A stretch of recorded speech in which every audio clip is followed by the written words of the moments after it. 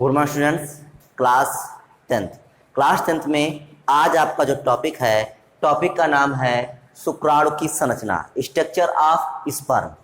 आज हम जानेंगे कि जो स्पर्म होता है वो उसकी संरचना कैसी होती है।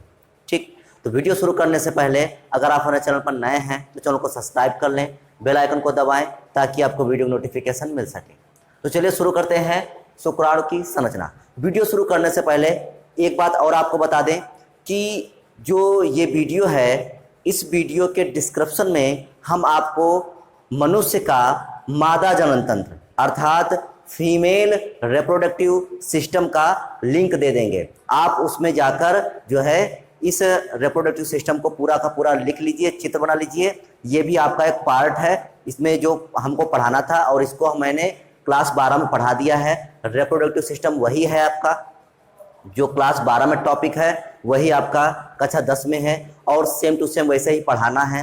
तो इसका लिंक हम आपको डिस्क्रिप्शन में दे देंगे, तो आप उसको वहां से जाकर इसको लिख लीजिए। ठीक, तो चलिए शुरू करते हैं शुक्राणु की संरचना। देखिए, जो स्पर्म होता है, अब इसको स्पर्म नाम क्यों दिया गया है? इसका नाम जो स्पर्म है, तो ये स्पर्म नाम क्या है और कहाँ से आया इसका नाम?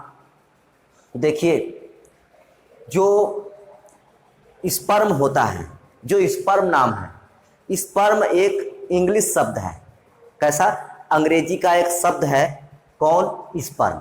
और जो स्पर्म इंग्लिश का शब्द है, इसकी जो उत्पत्ति हुई है, जो ये शब्द लिया गया है, ये आपके ग्रीक भाषा के शब्द, ये आपके ग्रीक भाषा के शब्द स्पर्मा से लिया गया है। किससे लिया गया है? स्पर्मा से लिया गया है, और जिसका अर्थ होता है बीज। ठीक, जो स्पर्म है ये इंग्लिश वर्ड है और ये आया कहाँ से? तो ग्रीक भाषा का एक शब्द है स्पर्मा, उससे आया है। और ग्रीक भाषा में जो स्पर्मा शब्द है उसका मतलब क्या होता है? बीज। ठीक, तो ये हो गए आपके स्पर्म शब्द के विषय में बात। ठीक, अब देखते हैं जो स्पर्म है वो स्पर्म की संरचना होती कैसे है। तो पहले इससे पहले हम चित्र देख लेते थोड़ा। देखिए, पहले नंबर पर आपका हेड है, मतलब जो आपका स्पर्म होता है उस स्पर्म में 4 भाग होते हैं। पहले आपका हेड, दूसरा बिल्कुल छोटा सा भाग, हेड के नीचे बिल्कुल छोटा सा नेक या ग्रीवा, तीसरा मध्य भाग मिडिल पीस, चौथा टेल अर्थात पूंछ। तो जो आप ये शुक्राणु होता है, ये शुक्राणु 4 भागों से मिलकर बना होता है। कौन सा? हेड, नेक, मिडिल पीस और टेल, 4 भागों से मिलकर बना होता है। ठीक, अब हमको ये जानना है इसमें कि जो हेड होता है उस हेड में क्या होता है, मिडिल पास, जो मिडिल पीस होता है उसमें मध्य भाग में क्या होता है। ठीक, तो इन पार्ट्सों में जो चीजें पाई जाती हैं उनके विषय में जानना है। तो चलिए शुरू करते हैं। देखिए, वृषण में शुक्राणुओं व नर हार्मोन्स का निर्माण होता है। सबसे पहला प्रश्न आपसे पूछा जाए कि शुक्राणुओं का निर्माण कहाँ होता है, तो हम बताएंगे कि वृषण अर्थात जो ह्यूमन का जो टेस्टिस होता है उस टेस्टिस में स्पर्म का निर्माण होता है। ठीक, तो सबसे पहला प्रश्न यही पूछा जाएगा आपसे कि शुक्राणुओं का निर्माण कहाँ होता है, तो वृषण में होता है। ठीक, वृषण में शुक्राणुओं का व नर हार्मोन्स का निर्माण होता है। अब नर हार्मोन्स कैसे होते हैं? जैसे आपका टेस्टोस्टेरोन वगैरह हार्मोन जो होते हैं वो आपके नर हार्मोन होते हैं। आपको इस मतलब इस जो टॉपिक चल रहे हैं, आपका जो दूसरा लेसन था उसमें आपके सभी हार्मोन्स दिए गए थे, लेकिन वो टॉपिक आपको नहीं पढ़ाए गए हैं। क्यों? क्योंकि आपका जो 30% जो कोर्स हट गया है, उस कोर्स में वो आपका पूरा का पूरा पोर्शन ही चला गया है, जो कि एक इम्पॉर्टेंट टॉपिक, इम्पॉर्टेंट पोर्शन था। ठीक, तो हम आपको बता दे रहे हैं कि यहाँ पर जो टेस्टोस्टेरोन वगैरह जो हार्मोन होते हैं वो नर हार्मोन होते हैं, इनका भी निर्माण कहाँ होता है? वृषण में अर्थात टेस्टिस में होता है। तो वृषण में शुक्राणुओं व नर हार्मोन्स का निर्माण होता है। प्रत्येक शुक्राणु हेड, नेक और मिडिल पीस और टेल में विभाजित होता है। जैसा कि हमने आपको अभी बताया है कि शुक्राणु जो होता है, स्पर्म जो होता है, कितने भागों से मिलकर बना होता है? 4 भागों से।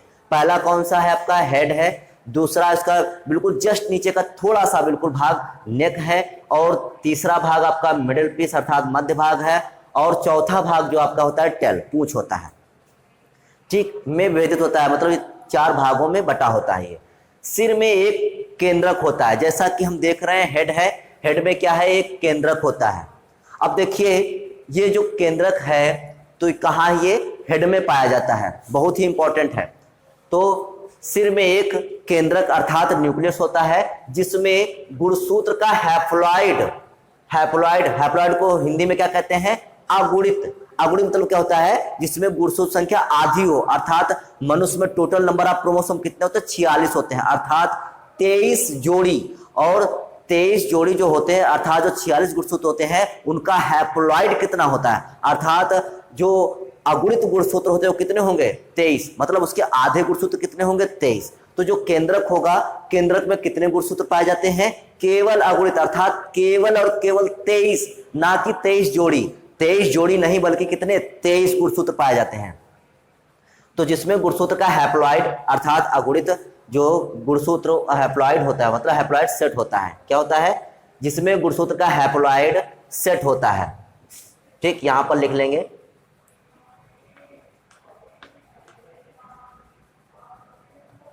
हैप्लॉइड सेट होता है, मतलब जो 23 गुणसूत्रों का एक पूरा सेट होता है। और ये गुणसूत्र होते किसके हैं, ये अगर आपसे प्रश्न पूछा जाए कि इस शुक्राणु में जो केंद्रक होता है और केंद्रक में जो अगुणित गुणसूत्र होते हैं वो किसके होते हैं, तो हम बताएंगे कि जो पुरुष होता है, पुरुष के नंबर ऑफ हाफ क्रोमोसोम, मतलब अगुणित जो गुणसूत्र होते हैं 23, वो पुरुष के ही होते हैं, क्योंकि जो शुक्राणु का निर्माण होता है वो पुरुष में ही होता है। तो जो गुणसूत्र होंगे वो किसके होंगे, पुरुष के ही होंगे, अर्थात नर के होंगे। आगे देखते हैं, मध्य भाग में अनेक माइटोकॉन्ड्रिया सर्पिल क्रम में व्यवस्थित होकर माइटोकॉन्ड्रियल शीथ बनाते हैं।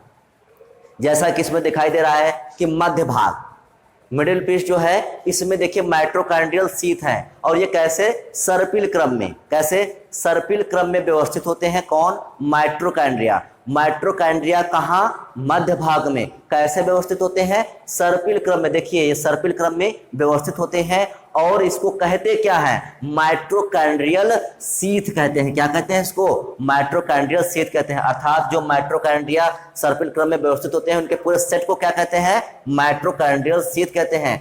ये शुक्राणुओं के गति के लिए ऊर्जा प्रदान करते हैं। जैसा कि हमको पता है कि जो माइटोकॉन्ड्रिया होते हैं उसमें एटीपी के रूप में ऊर्जा जो है संचित होती है, वो ऊर्जा काहे के लिए होती है, वो ऊर्जा इसलिए रखी जाती है वहां पर ताकि जो शुक्राणु हैं वो गति कर सकें, और गति करके कहाँ पहुंच सकें, एग तक पहुंच सके, अर्थात जो फीमेल का जो एग होता है वहां तक पहुंच सकें। और उसके लिए क्या चाहिए, इनको गति चाहिए, और गति के लिए ऊर्जा कहाँ से चाहिए, तो गति के लिए जो ऊर्जा होगी वो माइटोकॉन्ड्रिया से प्राप्त करेंगे। तो जो माइटोकॉन्ड्रिया होते हैं वो शुक्राणु को गति के लिए क्या प्रदान करते हैं, ऊर्जा प्रदान करते हैं। ठीक, ये तो हो गई शुक्राणु की बात। अब इसमें से कुछ चीजें आपको और बता दें, जैसे जो शुक्राणु का, जैसे पूछा जा सकता है आपका, शुक्राणु का जो अगला पिंड होता है वो क्या कहलाता है, तो वो एक्रोसोम कहलाता है। क्या कहलाता है, एक्रोसोम कहलाता है। और जो एक्रोसोम होता है ये बहुत ज्यादा मोस्ट इंपॉर्टेंट होता है। एक्रोसोम जो होता है बहुत ज्यादा मोस्ट इंपॉर्टेंट भाग है। क्यों, क्योंकि जब एग होता है, जैसे मान लेते हैं ये एग है, ठीक, जो एग होता है, एग के ऊपर कई स्तर होते हैं, जैसे जोना पेलुसिडा, करोना रेडिएटा, इस टाइप के बहुत से स्तर होते हैं।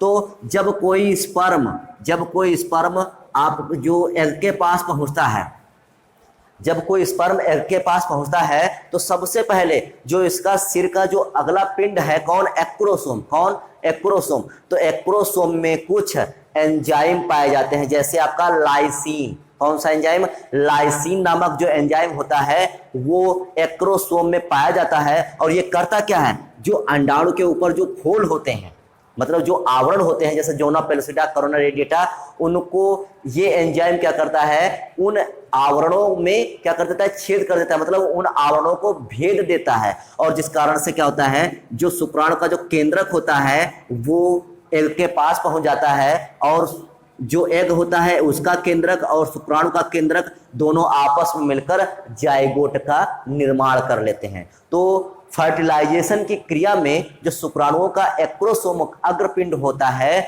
वो बहुत ही महत्वपूर्ण भूमिका निभाता है। अगर ये नहीं होगा तो जो शुक्राणुओं का जो केंद्रक होगा वो अंडाणु तक कभी भी पहुंच नहीं पाएगा, क्योंकि इसी एक्रोसोम भाग में एंजाइम होते हैं और वो एंजाइम आपके जो अंडाणु होता है अंडाणुओं के स्तरों को भेदने का काम करते हैं। तो ये थी आपकी जो संरचना थी शुक्राणु के, एक मानव शुक्राणु की संरचना थी। इसका चित्र इंपॉर्टेंट है, आप इसको चित्र को 2-4 बार बनाएंगे तो आपको इसमें पूरी तरीके से ये चित्र आ जाएगा, तो आप इसको आसानी से लिख पाएंगे।